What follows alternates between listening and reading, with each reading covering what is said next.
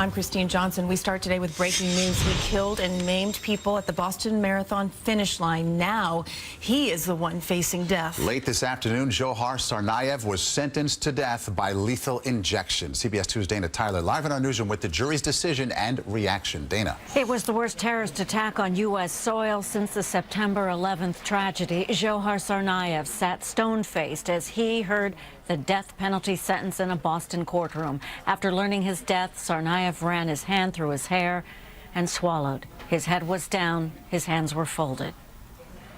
He's the new face of terror. Convicted Boston Marathon bomber, 21-year-old Johar Tsarnaev was sentenced to death for the 2013 Boston Marathon bombings that killed 3 people and maimed or injured more than 260 others.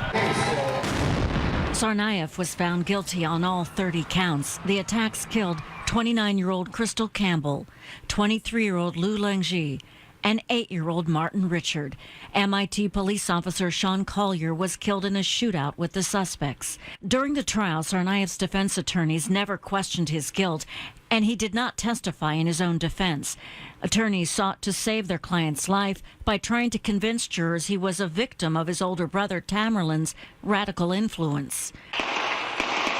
Tamerlan Tsarnaev died in a shootout with police. But prosecutors told jurors Tsarnaev was an equal partner in terror, plotted murder, and was heartless.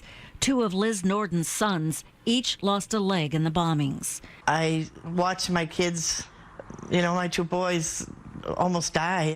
During gripping and heart-wrenching testimony from bombing survivors and victims' relatives, Johar Tsarnaev seemingly showed no remorse, only showing some emotion when a relative testified about the defendant's childhood.